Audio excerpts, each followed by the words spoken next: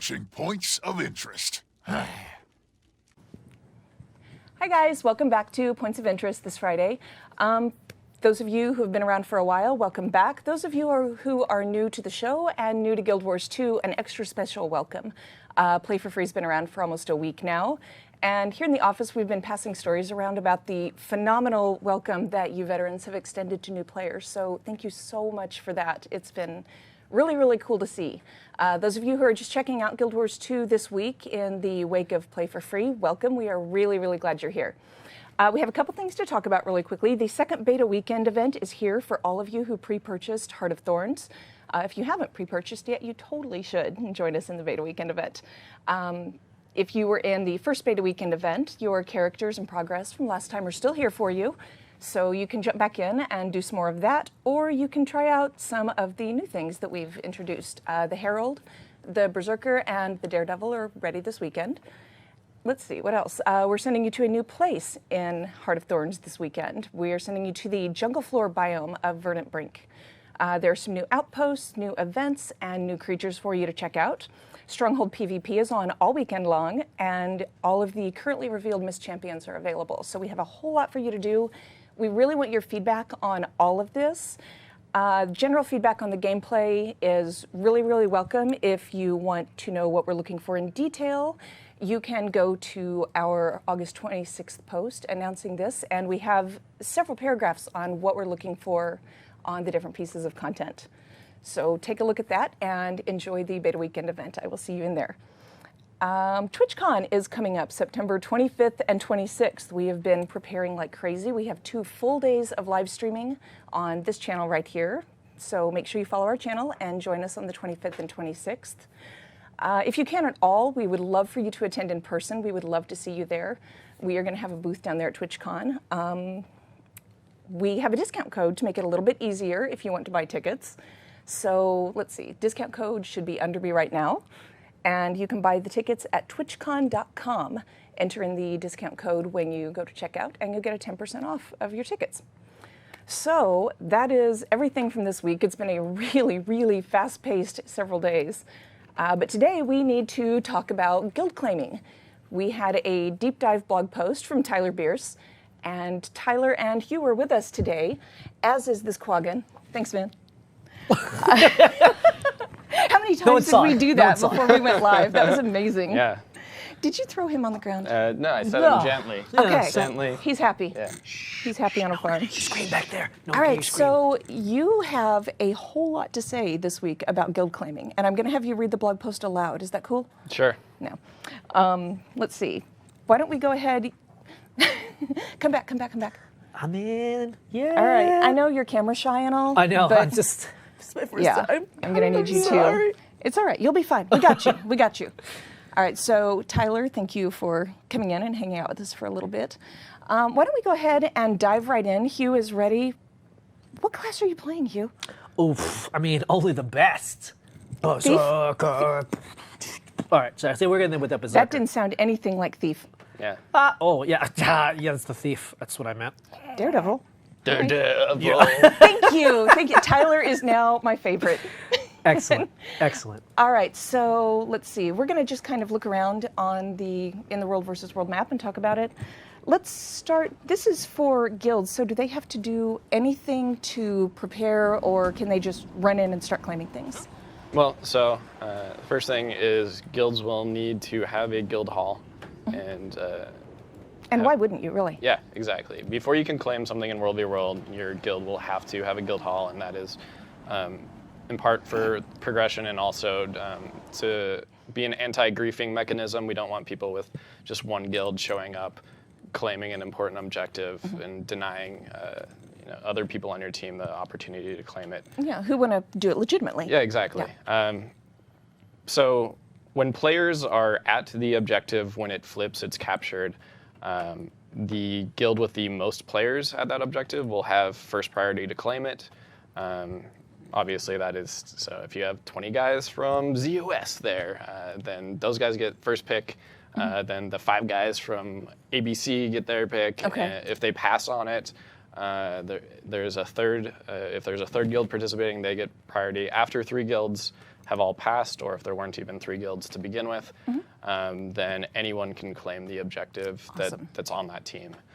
All right, so get yourself a guild hall. Yeah. And we'll show off that stuff in game as well here in a second. Yeah. We're gonna do that. So All right, so that's kind of how priority works. What about the benefits and tiers of these? Do you want to go through those, and Hugh can show us on his Yeah. glorious Yeah. winged daredevil? So, probably show Sorry, off I can't help it. the new UI that we have for clicking on objective markers. I click on this guy right here. Yeah, your supply camp.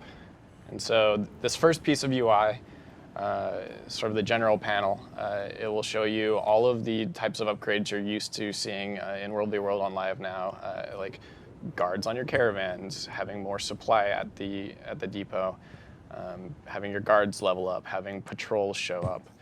And then the second tab is the one that's important for us for guild claiming. And there's 2 types of upgrades. In the middle there is the tactics, and then these are active upgrades where you're going to pull a lever, and there's a lever for each tier of tactics at every objective. And then there's the improvements, which are the passive upgrades, and these are things like making gates only take damage from siege weapons, so players can't just beat on them. Fine. No more PvP. Yeah, All right. so So why don't we go ahead and just show off taking this guy. go ahead and capture that supply camp, and then we'll show off actually claiming an objective. You can do Let's it. see. Let's see how many guys are here. It's like not enough. Is what I'm saying. Do you want to spawn some moose? Will that help? Oh God! No, I'm getting wrecked. I mean, it's fine. It's fine. Eagle-eyed observers might notice that we are marking supply depots on the map now. That was feedback from our last World v World stress test, that it was often difficult to find them. Getting wrecked. I've heard that Hugh is bad. Oh, but it's Yeah. real bad today, boys. Yeah. All right, we're gonna give him a chance here. And Are you keyboard turning? Yeah. Oh, do not start. That's the only way to play. Thank Oh, you. whew, instant kill. Look at that. Whew, thank God for that 1 health. Oh man, just really keeping me alive. there. Berserker's Nick of time. really strong. Yeah, Berserker's really good, guys. I rolling showed a it off warrior. really well there. I'm gonna blame that on this isn't my keyboard, because if I had my keyboard, it would be fine. Naturally. Naturally, that's what it was. It's the mouse too. The mouse just sucks. Tyler, what do you do on Fridays at noon from now on? Just no reason. All right, so you got it. Whoa, what's this? You get What? new UI pops up that says you have the option to claim McLean's encampment. You have 19 seconds to press that button, Hugh. What are you gonna do? You know what? Let's go ahead and do it. I feel Claim it good. for swag. Swag. Yeah. Let's go ahead and claim that bad boy. If any Hugh other is the guilds best. had been participating, they would also be listed below Hugh's guild as having second or third claim priority there. So you have an idea of, even if you pass, which guilds you're potentially passing it to. Okay. So here are people that can have it if Hugh deems it necessary. Yes, Yeah, exactly. I could relinquish my spot and let the next go, and so on and so forth. Are you gonna? Heck Okay, no. there it is. Team Swag. Hugh is the best guild. Wow. It's gotta be. That's a great name. I was. That is. I didn't Where's make. that hat that you had? I didn't make this guild. It was someone made it for me. Let me see. It's not your keyboard. Whoops. Maybe it was just me who made that. That's fine. Okay. So let's go ahead and look at what we got. It's here. awesome. My phone is ringing. So I guess first thing we can point out is that the supply camp map marker now has a little shield, the guild icon next to it, so that you know it's claimed, but you can see which objectives are claimed just by looking at their markers on the map, right? There's a tower that's claimed and a supply camp, so. And you can't click on these guys anyways just to see what their auto upgrade is and stuff like that, even though you don't own them or it's on a different team. Yeah, if all teams have lost priority, you can actually claim from anywhere on the map. cool. So if that tower had been unclaimed, you could just click on it now and claim it. Nice. It would warn him that he would lose his claim on the supply camp, because you could only have 1 claim per guild, per object or per map, right? So you need to pick. You just can't go take everything. Yes. You have to share, you guys. Yeah, gotta share. So you'll see there on the right-hand side, there's timers to unlock tier 1 and tier 2. So the objective's not giving a lot of benefit right now so the idea is to encourage you to defend the objective for at least 10 minutes so that you can start slotting in cool upgrades, right? And if you click on the actual slot, it'll tell you what is available to slot in that specific upgrade slot too. So let's go ahead and cheat this so that we don't actually have to sit around and wait for 20 minutes to We'll be unlock back. things. We're going to go for a walk. Yeah. What was it? Was it this, and then what was the other thing? It was. You did. You used the magic, Tyler. All right. Come on, Use Tyler. the This is magic. Tyler's keyboard, so it'll go better. Yeah. There. Cheaty dev commands not available on live. Yeah. You need to claim all the things. Yeah, beautiful Doliac just ran by us. Majestic. Is that what he's called? Is it Majestic Doliac? Is that an upgrade? It is. It should be. You don't know Totally it. should You be. don't know it, but it totally is. But All he right. is majestic. So Give it a little T-Bear has crown. given me the power. We have claimed it. We Yay. have sped up time itself. New thing for Well, it makes up for Berserker. slowing it down before. All right. So let's go ahead and look. Just what we got. noticed another thing that we showed off there. What's up? We're trying out new announcements for displaying game state more. So when a team captures an objective, there'll be a map-wide announcement that's like, objective captured. This is Anvil who to go Rock has after, yeah. captured Durios Gulch or something Yeah, like that. that's really cool. If a guild claims an objective, it also does that. So everybody would know that Yeah. Swag has claimed this. And then at a more local level, when an objective upgrades, it will announce that as well. Oh, cool. Awesome. All right, so what do we want to show off, T-Bear? We got camp-specific stuff, so camp tactics. We have standard tactics, so I guess we should talk about that too. Yeah, so standard tactics are going to be available at every objective type. So you're going to be able to put chilling fog or supply drop at camps, towers, castle, Everything. or the keeps, right? Each slot has, there's specific upgrades go to each tier of each slot, right? So tier 2 tactics have different upgrades available than the tier 1 tactics. Yep. And the same thing with these guys over here. Yeah, exactly. Cool. So go to the tier 1 tactics. Tier 1 tactics. We'll just start slotting things All right. in. Want to do some camp specifics all the way? What should we see? Invulnerable Doliacs, of course. Look at that guy. Look at that icon. What a beast. He just looks so I mean- invulnerable. Kind of majestic. Majestic, Yeah. even. I would say. Chilling fog's kind of exciting, but we could do Doliacs. Well, actually, you know- whatever is in your heart. Yeah. Let's see. I feel like chilling fog. Chilling fog. Yeah. That Yeah. sounds pretty sweet. That And sounds Hugh, pretty sweet. you're leaving. Just grab his chair and like yank it back over here. All right, back, so we'll go Hugh. ahead Yeah. and slot this in. So we can do a couple different ways. I know some players had questions on how that one works, so Okay. showing it off is probably All right. good. No, I definitely want to do armored yaks. Okay, armored yaks. Do we have a? Oh, so look at this guy coming out. So we won't see this guy for 2 minutes, but there is a guy back there just sitting, waiting. We're about to throw some armor on that bad boy. All right. So that upgrade actually changes the look of the Doliac. I was thinking he's looking kind of skinny. Yeah. Well, All the fur's gone. we had to shave Hungry all the hair Doliac. off them because they're in the desert. We don't want So them to this is- sweat to death. So I was totally concerned for the Doliacs Yeah. and not like, hey, we need a place to put this pack. Yeah. Okay. So I think we definitely do Dune Roller here because Yeah. this is something that's gonna. I be would Oh, like to be a yes. car. I would love to be a car. My dream. nice The Guild to Wars want 2 things. dream.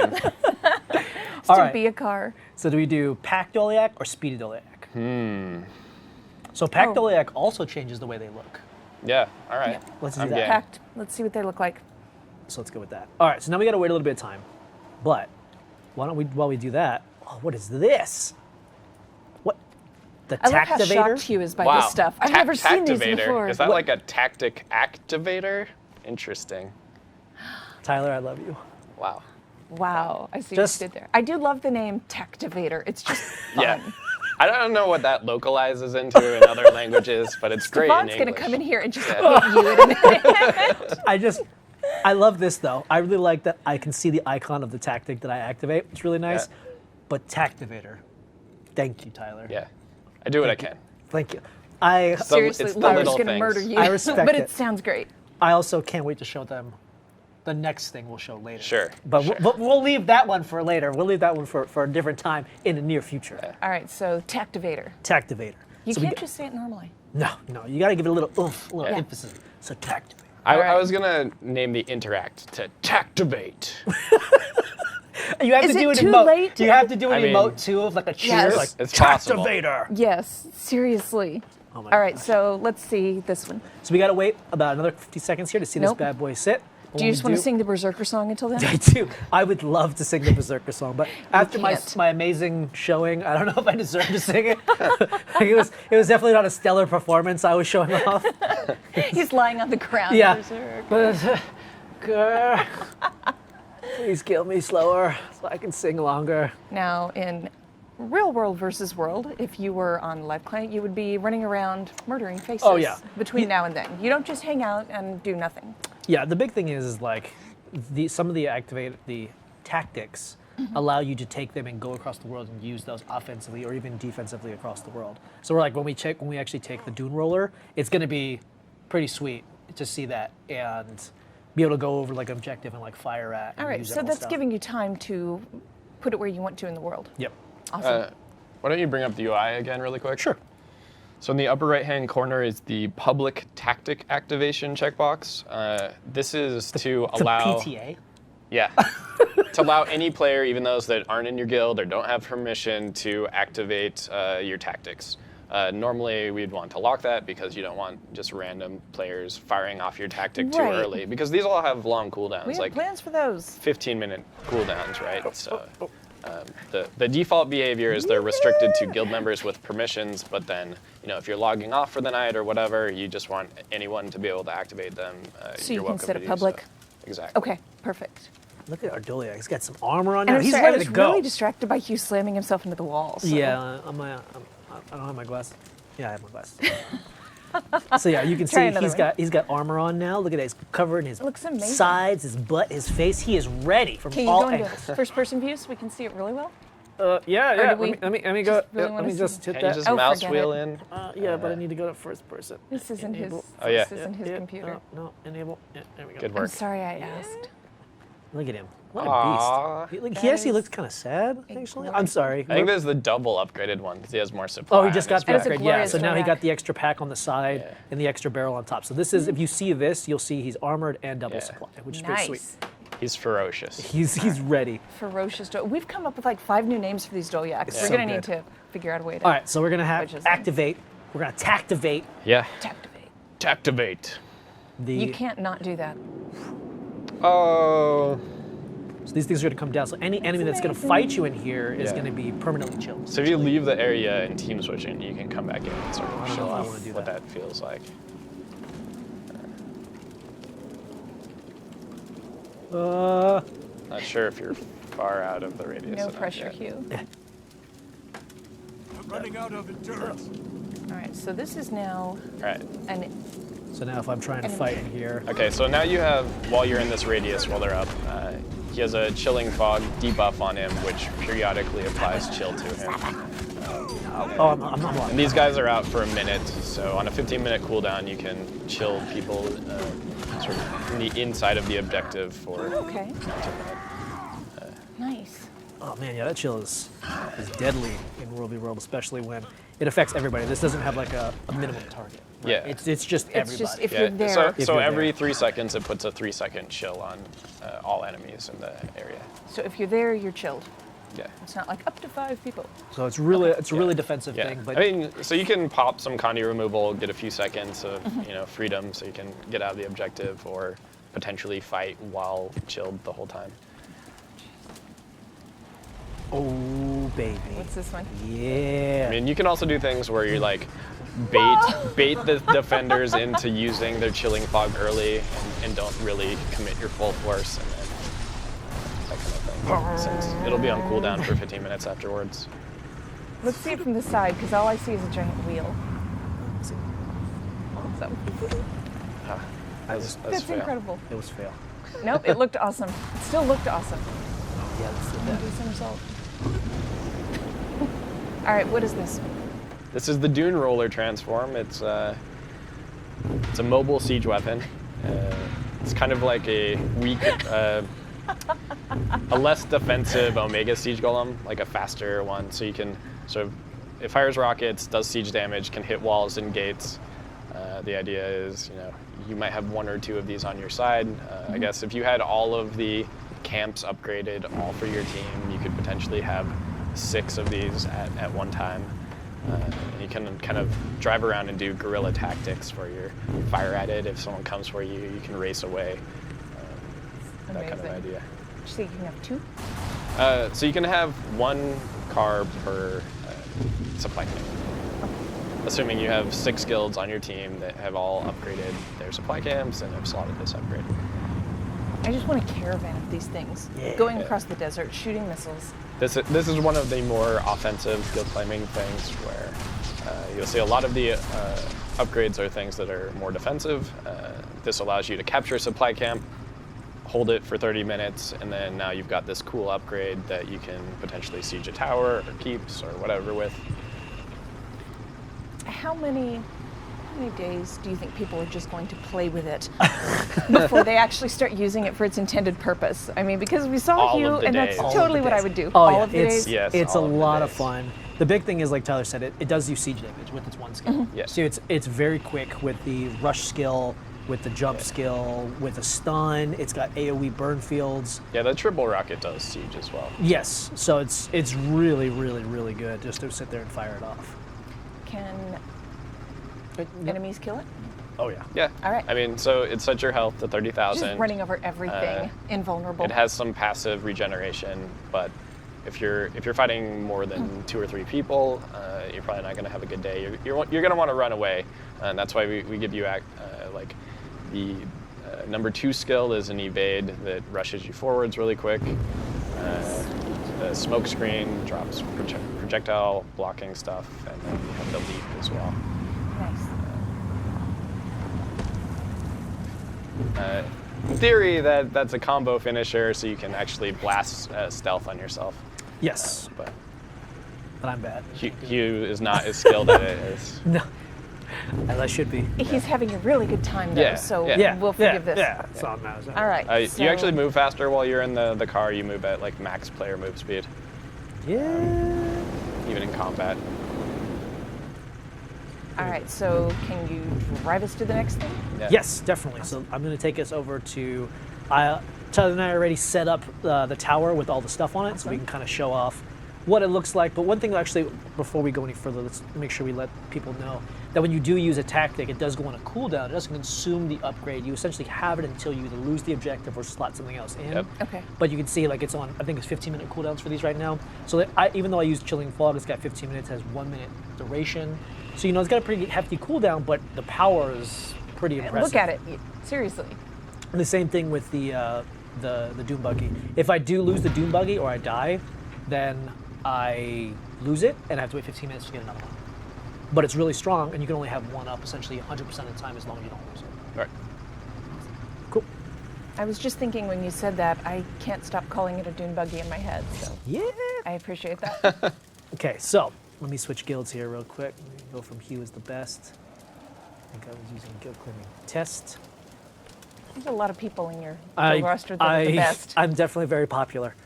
Well, your gate is glowing. Why is my gate glowing, Tyler? What is this? Hardened gates, siege damage only. Oh Love how my shocked you Wow. both are. goodness. Wow. Wow. Wow. Wow. Okay, so let's talk about what we got on here, what we can slot and what we do have slotted. So first thing, we're using standard tactic here, but it's we have the chill trap in here, or the chilling fog. Mm-hmm. Then we did put the Hardened gates. which makes it so they can only be taken damage by siege only. Yep. Okay. We put in the best, Yeah. the turtle banner. The turtle banner. And we will talk about that here in a second. But then what else did we put? We also put iron hide on guards, which was hardened guards, because now they're hard. No. Iron guards. Yeah, they're hard now. Look at them. Yeah. Iron. Heart of iron. Look at these guys. Yeah. 50% damage reduction on all guards. Does that include the Lord? It does. It does. Wow. pretty so strong. you're telling me the Lord now takes 50% reduced Yeah. damage. But, you've got to compare that. Do you want your siege weapons to be Oh, hardened? so what was the choice there? So it was hardened siege. Yeah. You could make it so your cannons, mortars, and oil pods can only take siege damage. Or all your NPCs are your objectives.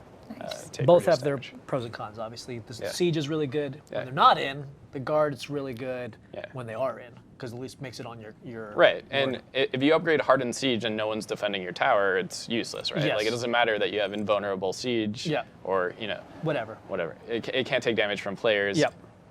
if nobody's actually manning that siege. Exactly. Okay, and then what else do we pick here? We took Invulnerable Fortifications, which makes all walls and gates invulnerable. Yeah, so Seems pretty good. that's a 15-minute cooldown. It'll make your walls and gates all glow gold, and they won't take damage for a minute. Okay. Well, actually, now that you say that, before we show this last one, why don't we talk about what are the minimap changes to walls? Oh, that's right. So we basically drew little cracks on the breakable walls. Just at a glance, you can more easily tell where are the breach points at the objective or shortcuts through the map. The cracks indicate that. Yes, It's not, you yeah. didn't just draw cracks and, yes. Yeah. There's actually cracks in the walls It's you can actually, slide we through. just drew it on the monitor. Yeah. I literally was sitting here before we started with Yeah, pen yeah, and yeah. pen, just going Yeah. through. No, but I think it's a really cool change because I think a lot of people, when they walk around these objectives, because they're so intricate nowadays. Yeah, and they're also huge, right? Yeah, this is a nice way to kind of look at them and see which ways you can actually breach these guys. So that kind of goes and that's what I'll look at, like some of these guys over here. We also put a bit darker outlines around the objectives, again, to call out the walls a bit more. Yes, that is very nice, very nice. Good. And that was feedback you got from one of the weekends, Yeah, right? there's actually a massive change list coming for feedback from the last World v World stress test. Yay! I think either today or maybe next week sometime. Before the stress test, we'll put up all the changes that are in that client. So Awesome. So if you guys helped out in the last one, you'll be able to see what changed from that. Well, what's the last one we got here, Tyler? This is one of the ones that's specific, tier 3 to tower. this is the Watchtower upgrade. It deploys a spy balloon in the air with a radar dish. It'll actually mark enemy players on the map when they are too close to the I'm tower. gonna do a little fly, guys, so you guys can actually see it from if you were outside. So if I was a player, an enemy, and I was coming through, and I was on this side over here, and I'm running up to the tower, if I actually look at it, I could actually see that from pretty far away. Yeah. And think maybe not such a good idea. I know when I'm walking into this, I know this tower has watchtower. Yeah, so you could team switch and show it Yeah, off a little definitely. bit. Definitely should. Let's do that real quick. Let me see. I think I already have it on red team.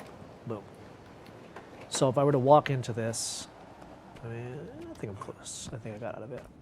It would actually put maybe I was too close in. Oh. Yeah, let me get all the way out. Looks like I was a little too close. So now, if I was to walk into it, it would put a marker on me that lets everybody on that team know Right. on the Hey, map. here's Hugh. Yeah, exactly. All right, Tyler and I are going to go get a drink. Yeah. and We'll I'm be sorry. back. It's okay. I went too far this Oh, time. you got it. You got it. I got it? Yeah. So you got Oh, the yeah. mark on your feet. You got a buff on your window. Marked. The tower is Does tracking your does movement. it feel like a buff? It does not feel like a buff. But you can see, I can't see it, but the green team would be able to see me, correct? Yes. Yeah. So Yeah. green team would know. Anybody that comes here would actually be able to see all enemies. Look at that sweet logo I made. Yeah. It's amazing. God. I don't want to fight any more people. I don't want to look bad. But yeah, so that's a really cool upgrade. Yeah. So if you want to drop that marking, you just actually need to leave the area again. Get out. Or if you capture the tower, all the upgrades will clear. Leave me. All right, so as soon as he gets out, that'll go away. It's not like you leave and then 30 seconds later it's gone. Yeah. Yeah, it also may, because I'm switching around and team switching around. Yeah. Stop cheating. Here. I may have broke You're it as breaking well. all my content. I may have broke it as I well. could just keep saying cheating dev commands not available on live. All right, so let's go ahead and go back to green team, and I will do one of these to get rid of this guy from me. Okay, Just so start shouting at him every time he tries to type in a dev command. Just I'm just dev commanding it up right Yeah. now just to show off. I'm doing this Just to mess him for up. speed. thank you, But Hugh. obviously that upgrade's really good for adding strategic importance to towers, right? Because now people can't just sneak around your tower or completely bypass it. You're going to know if people are going around Because there's a giant balloon going, hey. Yeah, there's hey. someone there. The other thing too that you would do on one of the comment tags was you said one dude to go hit a door, which would put the crossed swords on, and then you don't know how many people are actually attacking that tower. With this, you're like, oh, it's just one dude hitting the tower. We don't have to worry about it, or we know we have this much time before that person can actually get through. Yeah, one of the upcoming changes is all sentry posts in the map will actually have this behavior by default. Awesome. Those single guards that were standing next to a flag in the middle of the road, they have more strategic importance now. All of our they senses. have a small reveal radius. Pretty sweet. Nice. Pretty sweet. All right, so let's talk about some tech. So we did already see Chilling Fog, but let's go ahead and fire it off on the tower and see what it looks like. Let me actually get close Looks like enough. it hurt. So you see it's all inside. Does it go outside as well? Yeah, just slightly. Slightly, but I have to ask, did you steal those from Winter's Day? Ooh, steel? That's such a harsh word. repurposed. Repurposed? Yeah, Captured? those drones were all sitting on a shelf somewhere All right. collecting And dust. Tyler gave them a home. Yeah. I've been sitting here going, that looks so familiar. Why did... Oh! It like just hit me. So pretty much, if you know they're about to breach your objective, you can fire this off, and they have to run through this all the way up to the boss and deal with it the entire time they're fighting the boss, which allows you as a maybe Yeah. smaller group to actually gain an advantage against them. If I was attacking this tower, I would probably try and pull back, As soon as you saw it. let it dissipate, and then go in. But Yeah. But if you do have an overwhelming force, maybe you just push through it. Anyway. But that's how strong it is, right? You have a lot of guys doing condi removal constantly. Yeah. All right. Or so- resistance. Ooh, resistance. Yeah. So then they just disappear, and now it's nice and warm again. Yeah. So let's do this one. I want to do tier 3 because I want to do tier 2 last because that was one of my favorite ones. I want to show that off. So Okay. tier 3, you can see. These are invulnerable fortifications. Fantastic. So you do this. Let me. Blue. Oh man, I got a blink seal now. You can see it also changed the effect on the gate as well. So that way you know it's gold because before it had that kind of blue effect. When it's invulnerable, it goes to the gold effect. Yeah. Nice. Yeah, blue is the siege damage only effect, and then gold is the completely Invulnerable to invulnerable. everything. Exactly. It's kind of like my character is gold. It's invulnerable to everything. It's pretty much Is the that same. It's what it pretty was? much. Is that what it was? Yeah. It's pretty much what it was. Except for those guards. I mean, those at guards the were supply different. They camp. cheated. Yeah. They cheated. Those guards were, you need to nerf They were- those yeah, immediately. Maybe you weren't gold enough. Yeah, it was That's the wings. That was the problem. Yeah. The wings weren't gold. That was it. You need That was the gold wrong color ones. gold. Get him! All right, It's your Achilles heel. that was my Achilles. They grabbed my wings. I just Yeah. fell. Just keep punching them. Yeah. So let's go ahead and go to the one that. The my turtle favorite- banner? My The favorite. turtle The banner. turtle Oh, look at banner. that sucker just dropped from the Wow. sky. The heavens Yeah. gave that to us. I'm excited. Oh, so let's go over the skills. Let me just mouse over them so we can read the names And while we also enjoy do them. it. So first one, Shell Shock. Shell shock. So let's see what that looks like. Looks like a ground target, pretty big radius. What does it do? Prot to allies, weakness to Nice. enemies. It's like a protection grenade. Yeah, and it's 10 targets, 10 allied targets, and 10 enemy targets. Yeah. So this is really good. It's like a defense. I'm throwing green turtle shells right now. Look at that. Look at this. Splashing down on my. Like, remember we had like the chill? This is like the water of like this, the equivalent. I'm like, oh, they're like, oh, it's water. And the other people are like, ew, what is this? Yeah. Slime. All right, what's next? This is what's going to happen. Shelter. Shelter. Okay. Shell. What does Did that. Shelter. What does shelter do? Let's see what that looks like. Oh, it's a shell. Wow. Tur. Wow. Water field, blocks projectiles. 10 pulses of healing. Oh, and what's Low that? cooldown. It's off cooldown already. Wow, so this is like a way I can protect myself Yeah. with the shelter. Yeah. Yeah, that's pretty good. That seems pretty Release good. your inner turtle. Yeah, that seems pretty good. You could have called also, it that. No. That's No. not. But also, we didn't even say this. We have a theme going on. Yeah, we also didn't say this as well. Oh, yes. You actually have a break bar when you hold this thing. Defiance bar. Ooh, Defiance bar. Defiance. Okay, well, For being PC. that's true. PC. Sorry. Okay, let's continue. Now Okay. we've talked about that enough because we got to get to the really important stuff. Okay. Saved by the shell. Saved by the shell. So we got saved by the shell. That gives everybody takes no damage for No- 5 no seconds. physical no damage. physical damage for Still 5 take seconds. condis, still get CC. Yeah, 10 targets, allied targets. Let's see, just a little shell there. Boom! All of a sudden, we are saved by the shell.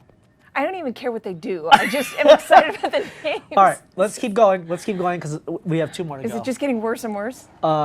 Shell wall. Shell wall. Okay, all right. This is resistance. It's slow. It creates a little shell wall. Hey, if you here. have a better suggestion. For I really don't. Okay.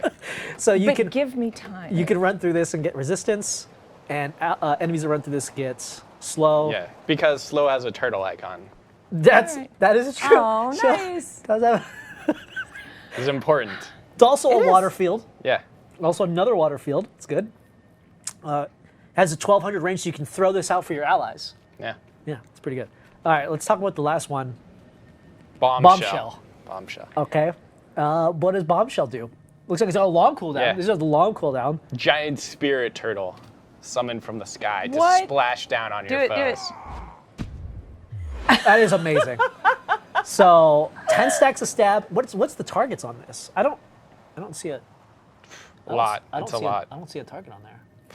Does that mean is No, 5? no. It's, I think it's 20 She's like, targets. Tyler, something It's a like lot. Tyler, that. Tyler, It's a lot. hey, Tyler. Yeah. it's a lot. But you can also get 20 seconds of protection and 20 seconds of stability, 10 stacks, and it does damage, and it's 1,000 range. Yeah, you And it has called a it down launch? on top of you, but you didn't actually need Yeah, to. no. Can you kill the cooldown and just do it again? Because all right. it pleases me. Okay, so let's go ahead and do like, whoa, look at that massive, like, That's incredible. look at that. Yeah. The worst comes to worst, we got shelter. Shelter. Shelter. Shelter. Was Yes. this you? Perhaps. Perhaps. The pun, Yeah. the pun master. There can be only pun. There can be only pun. I was okay until then. All right, what else? So we got the invulnerable gates. Is there anything else? I think that's all we really wanted to show off. But you can see Yeah. how good these can be. Yeah. Right? Definitely a lot more tactical play, right? You actually have to use these. The tactivators can fire these off, and there's a right and wrong time. If you fire it off too early, you may waste it. But if you fire off the right time, it can turn the entire tide of a battle, right? These banners can be taken outside of the objectives, used in the field. But how long do they last, Tyler? So they last for 15 minutes, and they have a 15-minute cooldown. The idea is you grab one, you take it out, you attack an objective, fight off a force, but we want you to keep returning to your base. Like, it's the thing Yeah. your guild has claimed, so Right, it's yours. Yep. sort of wanted to give you more reason to return to it, whether it's to help defend it. What? Ruby's We don't- pointing out I- cloaking waters. This is my favorite Okay. because we were talking about this before we went live, and I was just saying that this makes me so happy to like wander into the courtyard and think it's empty, and then like 50 dudes come flying out of the fountain. Yes, Would please me, definitely. That's the That'd be- and just- castle-specific one. as long as they were on my side and didn't just like fly out and murder me. It'd be great. But that's what we got. We wanted to at least show off a couple. Some of the ones that you'll be seeing first, because like Tyler said, you're going to be, when you get your guild hall and stuff like that, the first thing you'll be able to claim is supply camps, then towers. So these will be the things you'll see probably the earliest when hot releases. Yay! But there's always the keeps and the castle as well. Yeah. If I am remembering right, 49 days. 49 what? 49 days until That Heart of seems too Thorns. close. Yeah, It really does. Tyler's like, I gotta go. Yeah. Well, just push it back. It's fine. Yeah. I will literally Don't not walk out of this come office. to the They will office. kill me. They will He's kill me. kidding. It's not gonna happen. No, definitely not. It's not okay. Struggle. All right, so there is a mega thread in the World versus World forums where you are talking to people, and you guys can discuss that further here. What? Tyler's like, why are you sending them after me? I wasn't. Oh, yeah. It was a surprise. Yeah, I mean. I checked to make sure you had posted Yeah. before I said that. Yeah, exactly. I like it. I mean, the blog post came out the other day, and Yep. so people had questions, and I popped in there to help answer We some have of the bigger numerous concerns. questions. Yeah, so there's that thread there. You probably have a lot to do, especially now that I've pointed out that we have 49 days. Yeah. So thank you very, very much for coming on. You guys stick around. We have another episode of Bells and Missiles coming up, and then Hugh's going to talk about a build for some class. Berserker. There it is. Daredevil. Thank Thank you. Yeah. Hugh's going to talk about Berserker on PvP 101, so we will be back in a couple of minutes. Thanks, Tyler. Thanks.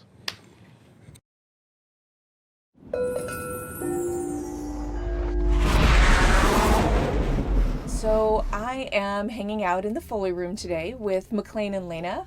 Thank you both for coming to hang out with me. I'll let you, and we'll start with McLean. So, hello. I'm McLean Deemer, and I'm the composer for Guild Wars 2 Heart of Thorns, and I'm very hard at work composing music for Guild Wars 2 Heart of Thorns. Yay. I'm Lena Chappelle. I'm a designer and composer here at ArenaNet. Also very hard at work on content, story content, and music for Heart of Thorns. Give us details. Oh, wait, no. Oh. Not yet. When they're ready. Soon. Soon. You like how I just tossed myself right under the bus there, so yeah. you guys didn't have to do it? It's okay. What we can talk about, though, are we can tell a little bit about what you are both working on. Sure. Let's start a little bit by talking about the build-up between Season 2. I mean, we had all of this music that you both brought in for Season 2 that was fantastic. And now we've got this run-up to Heart of Thorns. So what can you tell us about how that's different and how it's changed?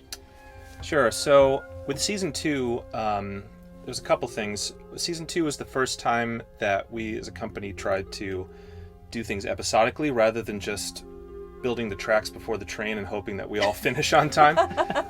So it gave us a chance to build up a little bit of music for each kind of block of episodes. But in the grand scheme of things, we really only released, a handful of new tracks per episode, and it was very much focused on the story content, and then it's, there was some other older music that it was in there to kind of pad things out, and it was Kind of just focused on the key moments. Yeah, exactly. And setting an ambience for the new map, especially for Dry Top. But we only really had time to kind of get our feet wet in that whole arena, no pun intended. And at the same time, we instead of having the music be purely digital and sample based like it was previously, we also got our feet wet trying to do a live orchestra, and that of course was incredibly successful, both internally and externally. So the Season 2 was really the kind of appetizer, and the expansion has really been the main course. So it's been, in terms of scope of how much music we're doing, it's night and day. So I hope people are ready. So is that a night and day cycle pun? Are we just making all kinds of awful puns here? Yes, exactly. And there'll be many, many more, I'm sure. McLean's like, it was All totally on intentional. purpose. So how about you? What's your take on that? Well, I've, since I come from a sort of unique perspective in there, being not just a composer, but also a designer. And so when we were working on Season 2, I was kind of like, for music, it was like whenever, or Season 1 and 2, it was whenever you have time, kind of like, focusing on design. But with Heart of Thorns, I've actually been kind of splitting my time a little more on sort of an official basis. And so, I actually have a lot more time to contribute music to the expansion. Yes. And it's been a lot of fun, and taking on a much larger chunk of music than I have in the past. Yeah, basically owning an entire segment of the expansion that you are doubling duties on actually designing the content and then writing the music for, very similar to how the final battle at the end of Season 1 Right. Was with the Scarlet and the battle on the Breachmaker. I mean, that was all Lena, and so again, yeah, and a huge hit with the fans, and it just worked out so well. So now that it's sort of that again on a bigger scale. Yeah. So and I wouldn't be surprised if there was another situation kind of like that, where there's might be some sort of battle. There might be some music. Who knows? So you guys told me a little bit about the new music combat system that's coming for Heart of Thorns. So can you elaborate on that? Sure. Because it sounds really neat.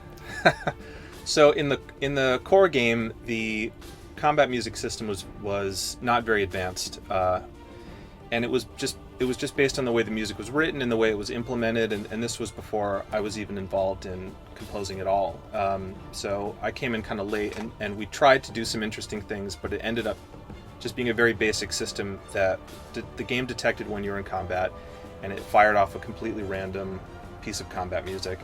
and then it looped, and then it kept checking to see if you were in combat, and then when it decided you weren't, it would turn off, which is fine, and it's also how people were doing games in 2003, you know, but it's 2015, and I thought that we should do something a little more advanced. So I've been working with some of the other technical people in the sound department to create a new system that is a little more reactive to what's happening in the fight itself. So what will happen is it will kind of kick off a piece of combat music, and then everything is broken up into these little chunks of 2, 4, sometimes 8 measures of music, and the game it'll loop those chunks, and it'll constantly be checking to see, is the fight escalating or is it de-escalating, and depending on what the game thinks is happening, it will seamlessly switch to a new section of the same piece of music. And it works incredibly well. It's really difficult to write music anticipating all those scenarios. But I think players will, I don't know, it's supposed to be subconscious. It's not supposed to be something you really pick up on, but I really like the idea of the music ebbing and flowing with the energy of the fight rather than just being wallpaper in the background. Yeah. Totally. And like as a designer, like that's you know, I super love that. You know, as soon as, you know, we started talking about how that was coming in, I was just like, yes. Yeah. That's kind of like what we do naturally with some of the more like big, you know, the more big, you know, the more dynamic pieces that we've written for like season 1 and 2. They have kind of those multiple phases to them, and it gets a more dynamic, you know, to overuse a word, sound to the combat, and it really, you know, it you know, makes it a lot more interesting to play through rather than just one piece that's constantly looping. Right. And so it helps with those big multi-tiered encounters, right? Because there's kind of 2 types of fights. There's just mobs that you encounter running around, and then there's these huge scripted events that it's so easy for 1 2-minute piece that is constantly looping to just turn into noise, or you just turn it off because the fight itself is a 20-minute, 30-minute fight. You know? But then for even for like, you know, less complex ones, like, you know, a big champion in the open world, for example, having that dynamic system in there really lets you kind of have sort of emulate the same kind of ebb and flow that a dynamic piece would, but without it any sort of special scripting or anything, because it's following the, you know, sort of the natural curve of how the battle's going. Yeah. I think as a player, even if you're not completely consciously aware of it, where you're saying, oh, the battle has scaled down and now the music has changed, I think we're aware of it enough to where it's going to make a difference in battle, and it's going to make a difference in the feel of combat. Yeah. Good. That's what I'm hoping, because it's a lot of work, and I hope that it's worth it. Now, having said that, I am now going to be totally aware of it. I'm going to be listening for it, and I'm going to be really excited when I notice, I know what happened there. Well, yeah, as an example, though, like there's always these times when I'm playing, right, and you finish the fight, or you're running away or something, and like you're still kind of in combat because maybe you aggroed something and you weren't intending to fight it, and so you kind of, well, there's the combat music still going. But in this scenario, that would be like the lowest possible threat, so it would be kind of like a little groove, you know, and then it would, you know, go away. So, you know, I think it, you know, it leads to a lot more of a satisfying feel when you're going in and out of combat. Yeah. Oh my gosh, I can't wait to experience this now. Yeah. So, I want to call back too, because you mentioned something. We were talking about how we're working on all of this stuff for so long. We had all of the season 2 music. You were talking to me about how you've been building up on a lot of these themes for quite a while now. Oh, right. Yeah, so savvy listeners might have picked out certain themes, melodic motifs that have been carried through, you know, all of the content we've released since the core game came out. The oldest of which is what I consider the kind of Mordremoth theme, which I will admit that I didn't originally write it as the Mordremoth theme. I kind of retrofitted it, but it just worked. Yeah, it just worked. There was a piece of music that came out with the Tower of Nightmares release, and it was the first one that it kind of incorporated Scarlet's theme, which we didn't do too much with, kind of trying to spread it out over different pieces. But there's an underlying movement in the kind of low instruments, and it's this 3-note melody. It's not really that melodic, but it's these 3 notes that are very distinct. And I decided when I started to write more music for season 2 that, okay, that would be a great theme for Mordremoth. and it's been in many, many pieces. And so far, only one person, publicly at least, has acknowledged, or at least figured it out, that was what the Dragon's theme is. Yeah. And it's going to be all over Heart of Thorns. But it just works so well. There's so many times when I'm writing, and I'm thinking, okay, well, I got this, and what do I do next? And I play those 3 notes, and I'm like, all right, There it is. there it is. Go. It's coming back. That's the great thing about working with those motifs and those little things, because that's kind of like the Guild Wars main theme, like that just kind of works its way into everything. Yes. Because it's such a really sort of recognizable statement there, and it's kind of that hero's call to arms. Yeah, it's long enough and distinct enough that you recognize it immediately, but it's short enough. Doesn't have to stick around. Yeah, and it's flexible enough that you just throw it in for a second, and people go, "Oh, that's this theme, right?" And that's not something new. That's what movies have done for many, many decades. It goes all the way back to the operas of Wagner, and they're called Leitmotifs in the German. And the idea was that each character would have a little theme that whenever they came on stage, you'd say, "Oh, now it's Parsifal is on stage now," And it's that little signature. Yeah, exactly. And it always works, whether you're conscious of it or unconscious, You know what that makes me think of? When you wrote the Points of Interest theme. Way back when, and we were passing it all around and we were listening, and we had, oh, this is pretty cool, it's kind of newsy, and then it kicked into the Guild Wars 2 main theme. Right. Every single time, the person listening just lit up. Yeah. And it was that musical signature. I mean, as soon as it was altered and, it was changed to fit the theme. Right. But as soon as it kicked into that theme, everybody who listened to it went, "Oh!" Yeah, exactly. There was that recognition. There's comfort and familiarity. It's like it's like a little musical slice of meatloaf. Yeah. You're like, Ooh. meatloaf, or whatever your comfort food of choice is. A bowl of mac and cheese. I'm really hungry now. All right, so let's finish up. Can you give us a theme, something you're working on, as a little teaser? Yeah. Speaking of food, how about an appetizer? Sure. A little snack. You guys had lunch. Is that the problem here? I've had lunch. Okay. It was delicious. Okay. Obviously, we can't give away too much, but we're gonna reveal a couple exclusive tracks in this Point of Interest. Where they're going to be in the game, who knows? But at least it'll give you a taste of what the soundtrack for the game is going to be like. So A bit of variety too, I think. Yeah, they're both pretty different from each other, which is normally the case with Lena and I. We have very different writing sensibilities, but they're also very different from anything that's come before. But to me, they feel Guild Wars-y, which is ultimately the most important thing. It is. So my track is pretty dark, I would say. It's not scary. It's more mysterious. And it's the theme for an area. Is this the place we were talking about before? Yes. Awesome. That is. You guys are going to love this place when you see it later. Yeah, it's very mysterious. It's kind of expansive. It's really difficult to say anything without giving it away.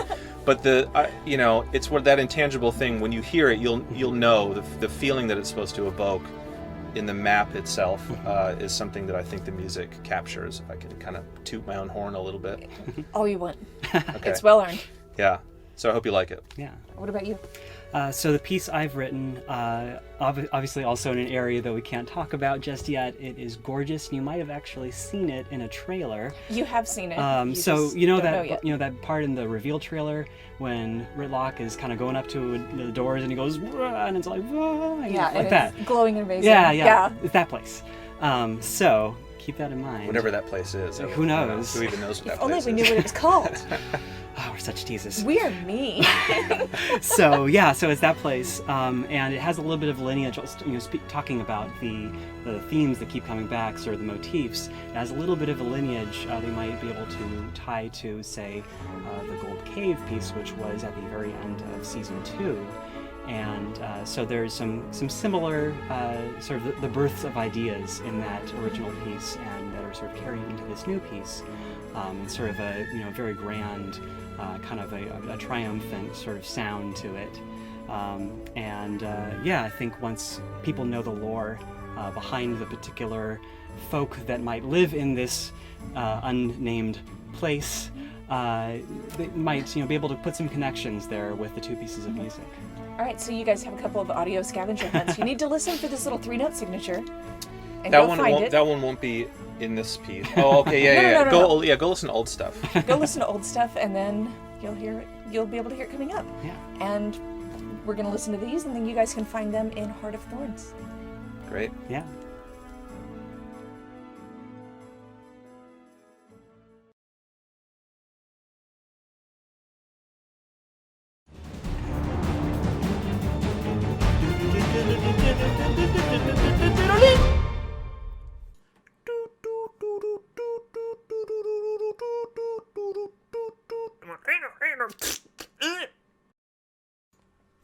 Rated T for teen.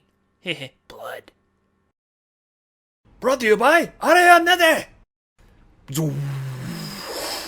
Who has spilled that legendary armor? Ass! Emble your team for the greatest challenge yet! Run away! Man, this ain't worth it. Figures in epic grades for legendary rewards! Ew, gated content!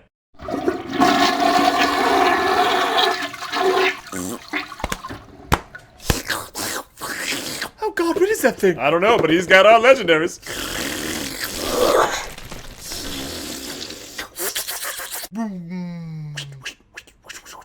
All hail tongue ball. Bright light. Legendary armor or not, this is some bull. Boom! I believe I can fly. Come back, I didn't get to lick you. Guild Wars 2. Heart of Thorns.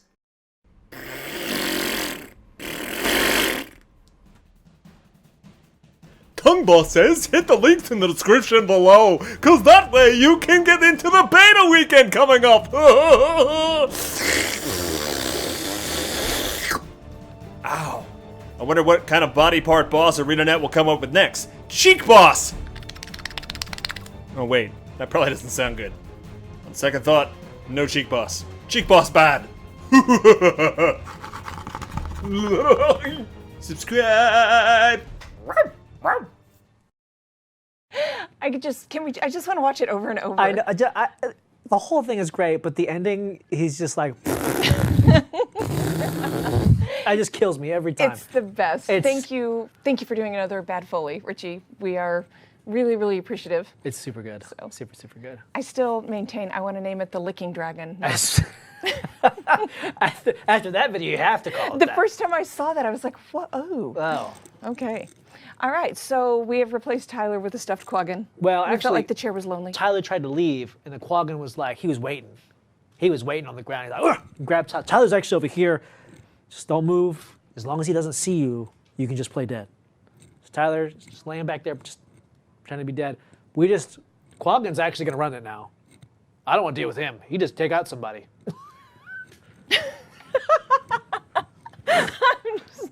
That's actually pretty good. So, Berserker, right? Yes. It's not a Daredevil, but I'll take it. No, not Sorry. Daredevil. I like the Berserker too. Just, you know where my heart lies. I love the Berserker. Well, why don't we talk about some Berserker builds so we can start getting ready for Heart of Thorns, because 49 days. Yes. So, one thing is I have been doing dungeons. I have been doing some raid testing. I can Nice. actually say that out loud. It scared me when I was coming on here talking about Berserker, and I've been testing it with that. And there's been some builds that I've seen. I've actually been trying out a lot, both in PvE and PvP. Practicing with the team, practicing doing raids, big group content as well as 5-man group content within within internally. And I've I come like up with big a couple man group content. Big man group man. It was an all Norn I mean, group. it's me, and then there's a couple really big men that I team up with that carry me along. But yeah, no. So builds, you Yeah. got some builds. Yeah, so let's jump into game real quick, and I will show off kind of what I'm in PvP, but I'll kind of show you. Yeah, please don't be mad at me. I'll show you kind of like what I use. I have a ton of crap in here for like every build I could possibly think of. Your inventory hurts my feelings. It does. I have Berserker gear. I have everything because this is what I used like when I was testing builds, trying to find the highest DPS damage. And so I came up with this build. I'm going to show off kind of the PvE dungeon build and kind of like what I have found to be really optimal as far as rotation goes. So first of all, I would definitely use, this is going to be a Condi build. So pizza. Veggie pizza, as well as the toxic crystals, give myself that extra condition duration by 10%, and then the 40% from this one. So it's a lot of that. I was using, let me show you, I'm using Balthazar runes. I am using smoldering and smoldering, double smoldering. Smoldering and smoldering. That's not good. That was really bad on my part. I must be using the wrong torch. Yeah, I'm using the wrong torch. So this is the part of the build you shouldn't pay attention to. Yes, and then Geo and Smoldering to keep that burn build, because you're essentially just stacking a ton of burn. Berserker is all about that burn. And then I was running some Ferocity or Berserker amulets to keep up my high crit chance and whatnot as well. But let's talk about the build. Yeah. So on the build side, I was running Tactics, Arms, and Berserker. Now Tactics is funny. The reason why I use Tactics for a couple things. One, because I was doing, I was kind of the off Phalanx warrior. So I was running Phalanx Strength. The Phalanx Strength is the one where every time I get might on myself, I give it to allies. So it's kind of like an off Phalanx build to help the other Phalanx warrior in the group continue to give that might. Sweet. But then what I actually really wanted this for was the burning arrows, where my dual shot causes burning for, right now, because I don't have all the food on, this is about like a 3-second burn. Per auto attack, and you shoot twice. Okay. And yeah, it's crazy. It's essentially my DPS when I switch over to bow. It's both roll my cooldowns and then use the one skill, and I'm actually keeping up fairly consistent burn stacks. All right. And then obviously empowering allies. Again, this is more for group content side of things. And then we use Signet Mastery because I want to get the extra precision from this thing when it actually procs, as well as I do use the healing signet to give myself the precision as well. And actually with Balthazar runes, it actually gives me a fire blast at the end of my heal for more burning. So I'm using it not for heal, but actually for more damage. More burning. All damage All and the burning. Blade Master, because one of my actual highest DPS is actually coming from Sword. And the new burst skill, which is the Berserk burst skill, which actually throws fireballs. And it also gives me crit chance against bleeding foes. So again, higher crit chance, higher damage, yada, yada, yada. Yeah. And then focus. pain. Yes, crit hits gain a bonus adrenaline and gain a stacking Condi damage buff. I was able to get, depending on what I was doing with all the burn stacks and whatnot, I was getting up to about 10 to 20, depending on the rotation, stacks of this consistently. Ow. So I was getting a lot of extra condition damage from this trait. And then we go Last Blaze, which essentially just makes it anytime I use a rage skill, I get a burn. This gets up to about 5-6 seconds, which if you look at some of my cooldowns on some of these guys, they're really low. They're all my burst skills that I'm using, the rage skills. All of these guys are really low cooldown. So I'm essentially almost keeping up 50% uptime on burning just from using these in a rotation that I'll show in a second. So I had a lot on my mind planning for TwitchCon, but as you go through this, I'm starting to remember the Berserker live stream and how I spent most of it going, oh, come on. Yeah. this was a lot. It was a lot of fun actually getting this together and finding a really optimal rotation. We would go through and we'd actually like compare notes with all the other people because we were trying to find really optimal high DPS good stuff. damage builds, and this was actually one of the ones I came up with. And then pretty much going down the entire middle line because it's all condition damage and burning. Heat and Soul, again, condition damage when I have the torch out, as well as the recharge is reduced.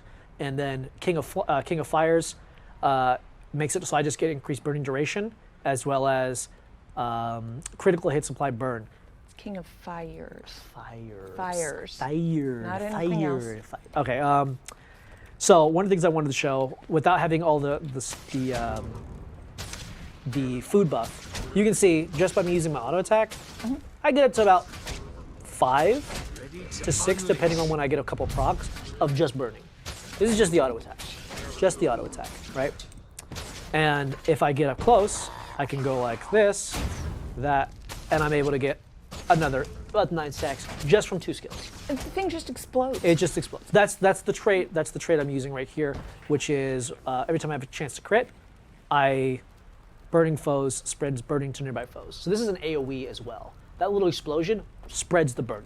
Oh, nice. So talking about grouping things up and blowing them away, that's the way you do it. I used Arcing Arrow mostly for might, again, with the phalanx build. So usually what I would do is I would usually start here in my sword, or I usually start in this, get a couple burns, pop everything, but keep arcing arrow off cooldown. Okay. And then switch over to lay a fire field down once I had max adrenaline.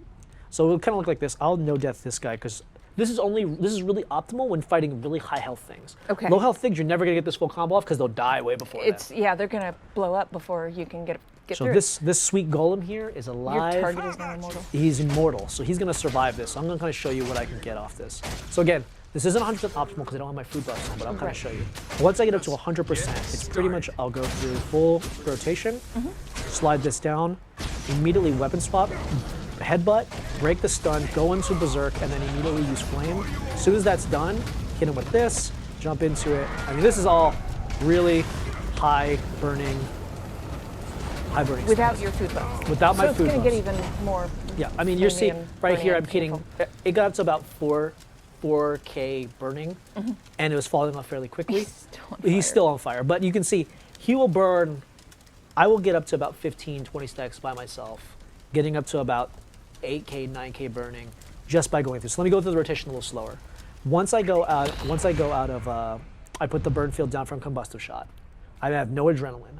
So I take headbutt, because headbutt will give me all the adrenaline, as well as it gives me an interrupt. And interrupts are really important for some bosses because they use skills that require break bar. Because I have no other interrupts, a 3-second stun actually does a lot to the break bar, right? So I will swap, go start using my auto attack, and then immediately go into headbutt to give myself full adrenaline. I stun myself, but it does apply a burn when I use it because that trade I took. I immediately break the stun with this skill, putting another burn, and then I can immediately, because I have full adrenaline, go into Berserk mode. I get quickness because of Berserk mode, because that's one of the minor traits you get in Berserk. Immediately go into that and use the first skill on sword, and you see it gets up to about 10 stacks of burning. It has a low cooldown. I can, while it's on cooldown, I can use my torch skills to kind of go through and get another one off right before it ends, right? But the thing that's crazy is, this isn't the thing that's crazy. No. This is why when I first saw the outrage skills, I think that's what they're called, right? No, I'm sorry, the rage skills. I was like, I don't see them being used in PvE that much because of, you usually take signets or anything like that to kind of give you passive damage, and then you're going to be using, your actual weapon skills to doing a lot of damage. However, because he's on such low cooldown, and you get some of them that actually do damage, like they actually do damage, and I can make them do burning on top of that. Like this right here alone, right? You can see this one skill is going to do 5,000 damage to something by itself on a 15-second cooldown, and it's going to apply a burn, and it's got an AoE radius. So I'm going to hit it, and I know for sure that he's going to be bleeding for 13 seconds right now, not including if I had the Conti duration buffs, where it can get up to 20. 20-second bleed, 4 stacks, 5K, it's about 7K damage, plus the burn, plus its AoE, and it's only on a 15-second cooldown, and it builds adrenaline. Can I throw another and on there? And if you act now, but wait, you there's get this. more. There's more. So, but this is what makes the rotation really cool, because after I do headbutt into outrage, headbutt's on a 20-second cooldown, outrage is on a 10-second cooldown. I get a free outrage while it's on cooldown for damage. I get shattering blow, and when the headbutt comes back up, shattering blow will be back up. So I'll be able to essentially roll through my utility skills for damage, almost on cooldown, and they perfectly line up with each other to always be available to keep the damage going. So 3 of my utility skills are straight damage, burning and condition, right? And all my weapon skills are damage and burning. All the things. This skill, this setup I found is really, really efficient for, again, it's really good against high health targets because you can really stack up that burning. Now, what you do sacrifice though, you have very little survivability. Thank you. Very little survivability. It's like, throw me a bone here. Yeah, there's very little survivability on this build. You see, I actually take for Great Justice because I'm using that to get Fury as well as to get Might for the Phallic Strength. But if you really need it, you can switch that out for stability if you're fighting a boss that has a lot of knockdowns.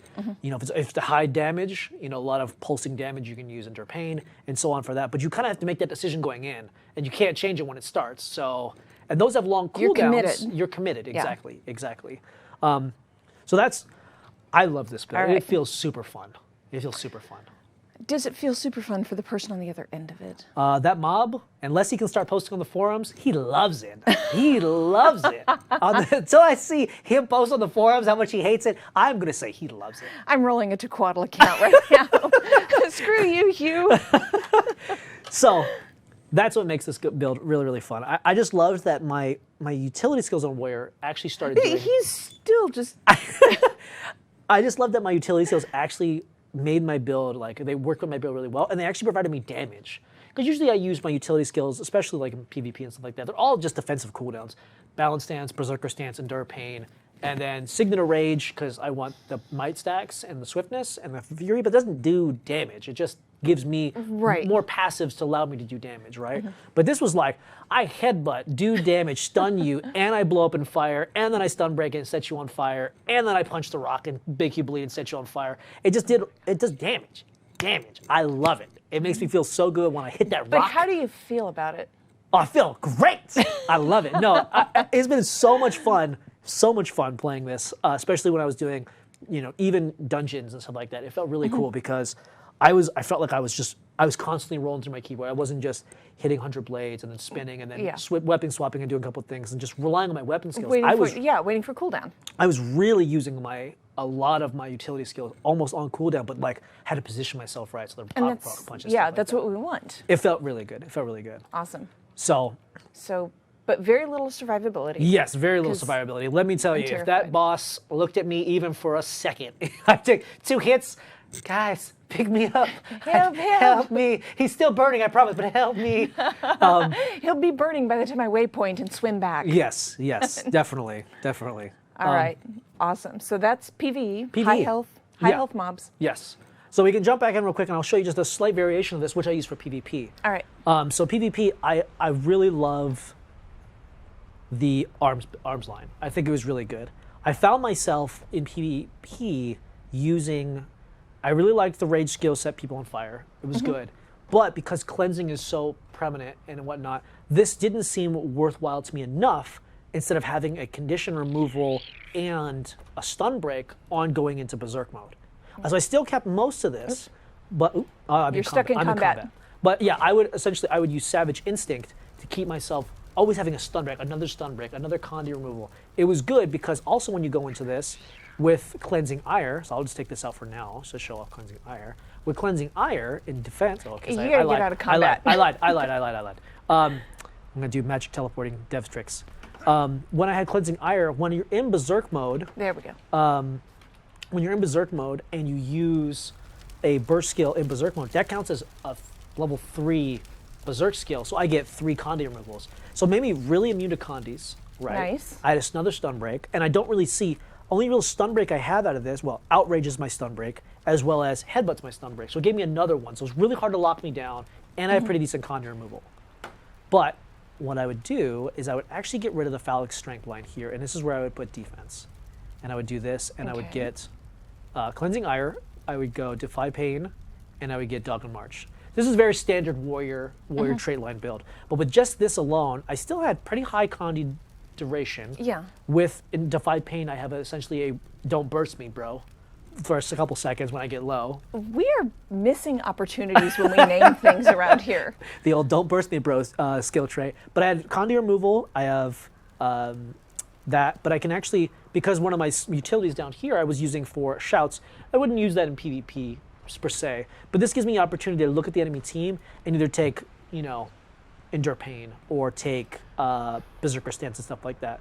I still would use Heat and Soul. If I was going more offensive, Blunt Reaction is really good because it gives me the ferocity based on my precision. So it's actually really good. If you want to go, instead of Condi, you can actually go this and go like Greatsword and whatnot. It's actually really strong too. But for me, I was using a lot of Heat and Soul because I loved being able to use Flames of War and just stick on people and they can't get me off me.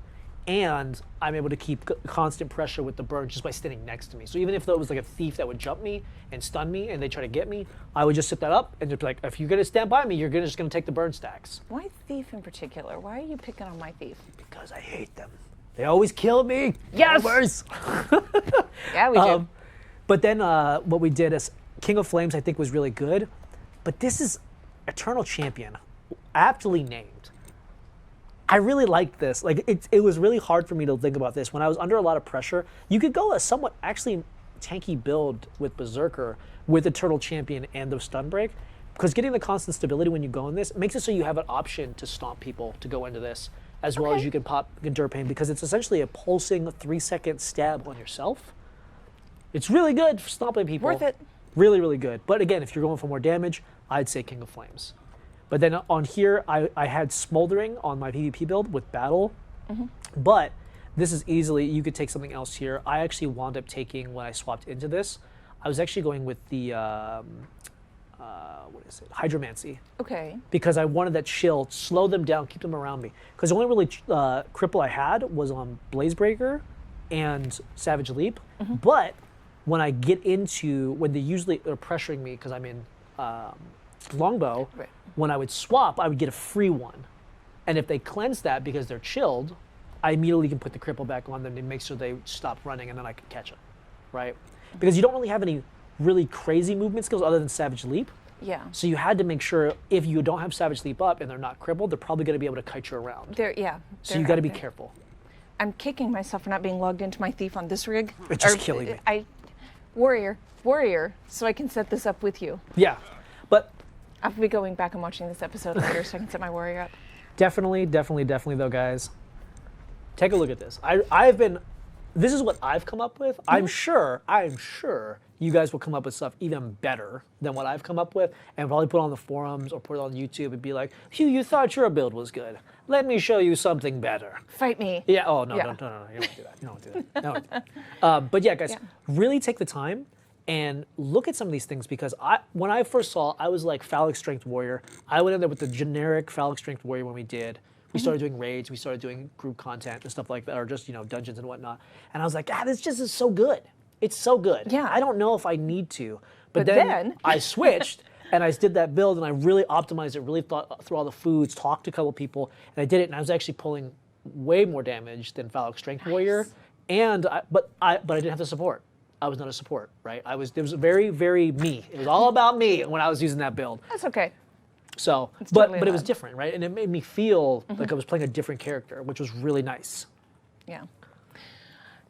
As a side note, how good does it feel to be able to say raids? Oh my God, it feels Raids. so good.